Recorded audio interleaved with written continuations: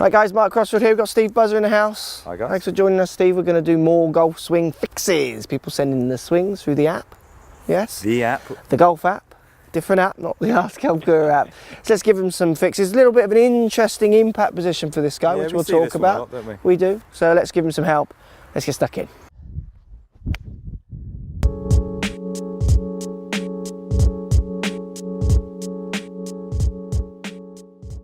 Right, Steve, if we look at this swing, not a bad backswing. Setup looks okay. Definitely impact. He's from the camera angle, but I'm pretty sure he is. He's looking quite closed almost with shoulders. Correct. His right foot slides back. That could be quirky to this one shot, or it looks quite like it might be something that happens a lot because he seems to be wanting to stay very square on to hit the ball. Now, I do lots of lessons where I tell people they should feel like they stay square on. They should feel like being the key thing there. Often people I've seen, you'll see in these videos, certainly the classic ones swinging left, they're often over rotating down into downswing, don't have any movements across, so it's more of a reaction to what they do rather than you should stay square on kind of a statement. Does that make sense to you? Yeah. So this guy definitely looks very square. And what might that do to his loft, would you say? If he was hitting shots like that, what would you tend to see? He has to try and get it that way, doesn't he? Yeah. So I would imagine it would add it. Yeah, I reckon. It's one of these movements that if his time, if he can time it, you could make it work. Yeah, I imagine he hits some good shots. The issue is, there's a lot of closure. Yeah. So we're seeing that sort of that flippy movement. Yeah. I don't really you look at like Phil Mickelson, he's a bit like that. So you, like we say, we can certainly make it work, but if you're a bit inconsistent, I mean, this would be something that I certainly would be looking to change. Yeah, absolutely. I mean, for me, I agree, Steve. I think he's too square on, which definitely could encourage some more loft. Yeah. I think he could encourage hitting the ground a bit early. Yes. Low point happening slightly early, so he's either going to get high shots, you get good high shots, or he's going to be touching the ground a little bit early. For me, I would definitely like to see him try to achieve more of an opened up impact position, so feel like he's turning his shoulders, turning his hips in. Simple little drill I do. It's not my drill, I've seen it done by other people before. Just place the club on the shoulders. I'm not going to put it quite on my chest, a bit lower because I've got my mic here. Club head out the end, just pointing straight up to the sky, and literally feel like you're squaring that face up to a target line, so making that face come to zero with rotation will give him a feeling, because he's more here and then having to try and hit the ball like you said that way. That's a good drill I use for people to give them the feel. And I quite like that one, especially the turning.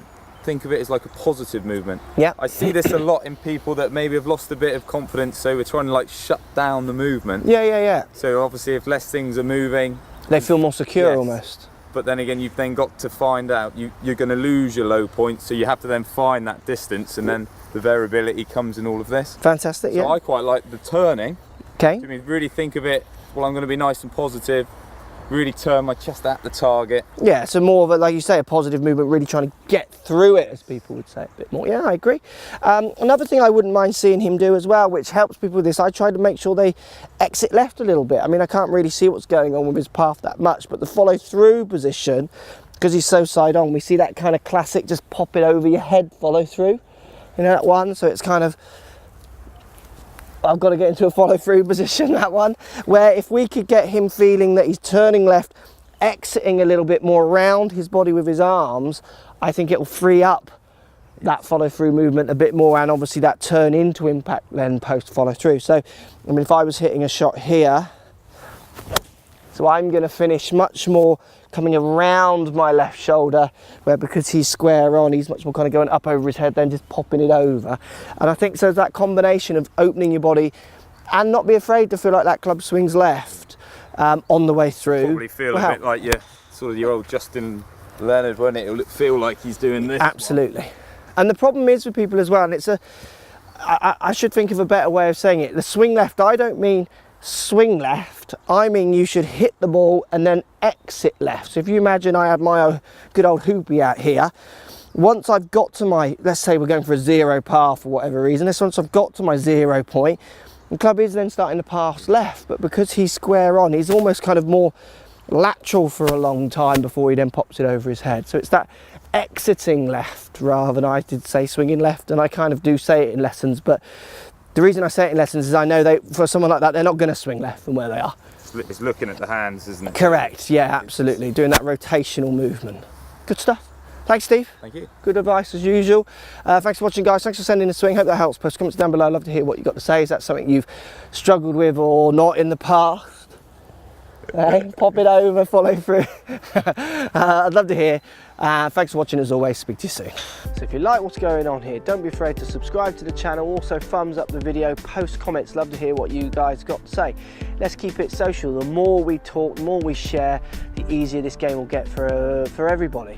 So if you want to find me on Facebook here, you can find me on Facebook.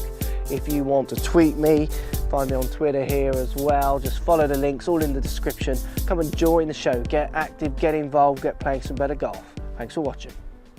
Right guys, Mark Crossfield here. We've got Steve Buzzer in the house. Hi guys. Thanks for joining us, Steve. We're going to do more golf swing fixes. People sending the swings through the app. Yes? The app. The golf app. Different app, not the Ask Golf Guru app. So let's give him some fixes. A little bit of an interesting impact position for this guy, which we'll talk about. Don't we? We do. So let's give him some help. Let's get stuck in.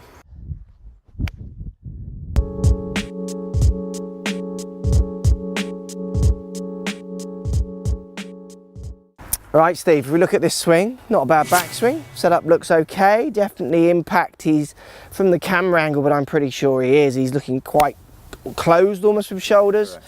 His right foot slides back. That could be quirky to this one shot, or it looks quite like it might be something that happens a lot because he seems to be wanting to stay very square on to hit the ball. Now, I do lots of lessons where I tell people they should feel like they stay square on. They should feel like being Yes. the key thing there. Often